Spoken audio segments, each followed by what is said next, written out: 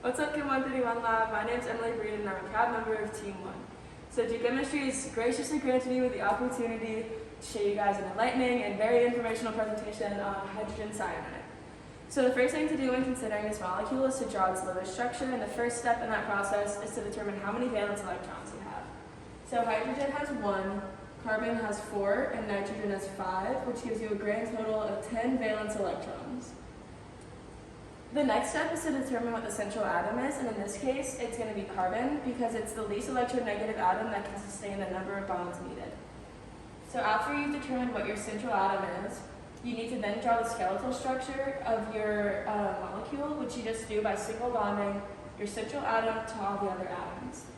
At this point, hydrogen is fully satisfied because it has a full, not octet, but its electron ring is fully satisfied. So then you fill in all the rest with your lone pairs. And at this point, we have too many electrons. We have 14. So you take 2 of your lone pairs off of your carbons and your nitrogens, and you're going to turn this single bond into a triple bond. And at this point, you now have 10 valence electrons, and everyone's electron rings are fully satisfied.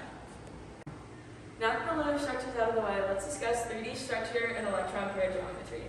So this is a representation of hydrogen cyanide with your central carbon and your nitrogen and your hydrogen. And as you can see, its shape is linear with ideal bond angles of 180 degrees.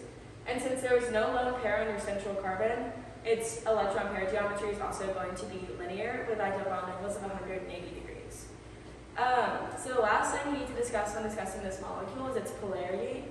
And in this case, despite it having a symmetrical electron pair geometry and molecular shape, it is still going to be a polar molecule because the nitrogen is extremely more electronegative than the hydrogen, which is going to give it a net dipole moment towards the nitrogen, meaning the electrons are going to spend much more time surrounding the negatively charged nitrogen as opposed to the positively charged hydrogen, which is going to give it an overall polar dipole moment. And I think that about wraps it up. Thank you so much for paying attention to my presentation. I hope you all got something out of it, and I also hope you all have a great spring semester. And I also hope Dukemisty finally pays me for a project that I did for them. Thank you so much for a great semester, Dr. Blumling. We know that we're your favorite lab group. It's okay, you don't have to tell us. And also thank you so much for not showing this video to the class. Bye.